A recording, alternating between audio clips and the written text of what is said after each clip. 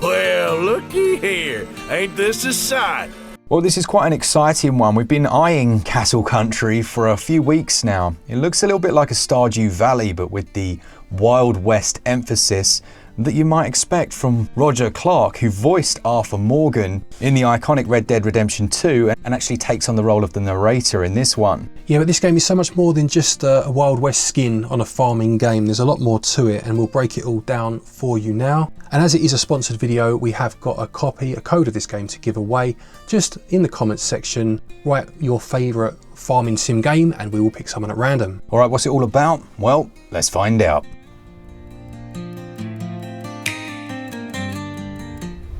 Narratively speaking, your granddad has not left you a farm.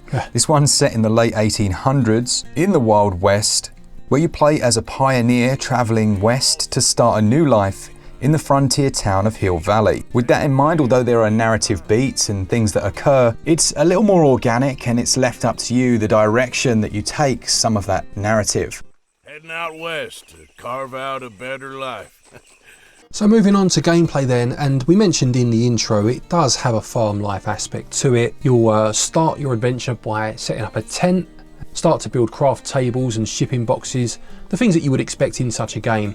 But it does move on to more than that, and we'll get to that shortly. Yeah, so let's start out then with the ranching and farming elements. You're given a plot of land. It's actually quite a large area, and as always, you can clear out rocks and debris, different plants from that space, chop down trees, and it does use a stamina system that we've seen in similar titles. Yeah, once you've cleared that plot of land, you can start to grow vegetables and plant seeds, and that's how you'll get your initial currency, as well as just scavenging off the land and putting anything that you find in the shipping box, just to get yourself started really and get an initial amount of money, and you can frequent the town as well and meet the locals.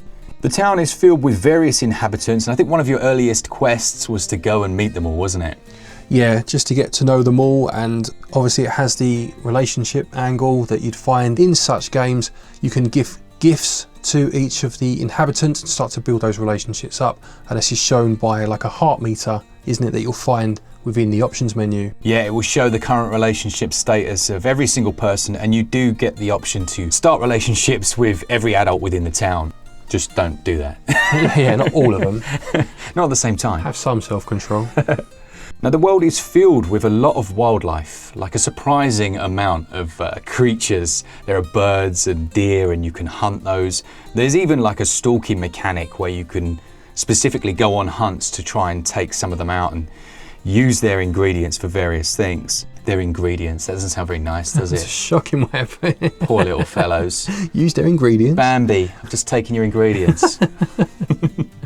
Quite surprisingly, well, perhaps not to the setting, but to the genre, there are guns here and there is a combat element. Yeah, so early on you'll be, or someone will attempt to hold you up, and you can show them that you mean business straight away. And this is played out almost like a mini game where you need to hit the right beat to obviously get your shot off and show them that you're not mucking about, and this will develop further as you move through the game. There are other mini games. We spent a lot of time playing one of the card games, didn't we? Yes, we did. It was Go Fish, wasn't it? It was. You know, a version of Go Fish that you can play in the tavern, which was quite fun. Actually, before you know it, you spent a good few minutes/hours playing that. Yeah, I think we managed to win the Go Fish tournament. We did, yeah, which was good. Other than that, you've got rodeos as well and competitions. And it has a calendar system with different seasonal activities. Before you do any of that, you can customize your character, give them a name, dress them up, etc., to make them more to your liking and more of a version of yourself. And there's a skill tree system as well for all of the activities included, be it farming, ranching, combat, etc. You'll grow in experience as you take part in these activities. Now, you won't spend your whole life inside a tent. You do get the opportunity to gradually expand your homestead into more luxurious surroundings, and it branches out on a physical scale as well as you just plant crops and make it look a bit prettier. Yeah, and on that, even from quite early into the game, you can really make something that looks quite impressive using your crafting table and of course using any natural elements that you find scattered about the world. Let's move on to exploration and adventure then. Now, there are open world exploration elements that we've kind of talked about a little bit already, but there's a really interesting mining system. Yeah, it reminded me a little bit of like SteamWorld Dig or like Dig Dug from back in the day, you know, where it switches to a 2D vantage point, and you can then go down and dig your way down, and you can use almost like your jump to get back up if you want to, or if you start to run out of stamina. And you can also, just tangent a little bit for a minute, but you can cook, and you have the way of preparing meals that you can then take with you, obviously to increase your stamina if you are down in the mines. Yeah, it's nice. So you'll be building like ladders so that if you do manage to get yourself stuck, you kind of whip a ladder up and try and find a way out. You can dig diagonally down. The jump is quite large, and you'll also use explosives to clear areas to find precious materials. Now, we briefly mentioned the story of the game, but there are quests as well that you'll carry out for various inhabitants, and it's up to you a lot of the time in which order you do those. Yeah, the good thing about these quests is they do give you money or resources that in that early game certainly are very helpful if you're wanting to try and get on.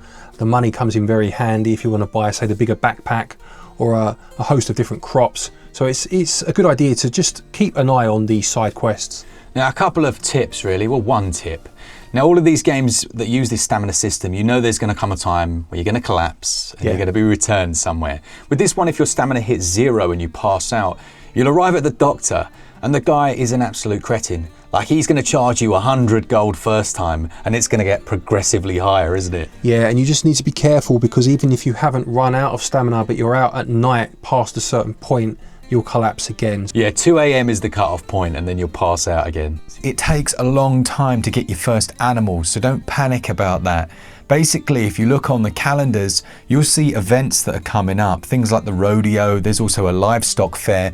It's during the livestock fair, which takes place during the summer month, which comes after the first one, that you'll be able to get your chickens and a couple of other things, so don't panic too much.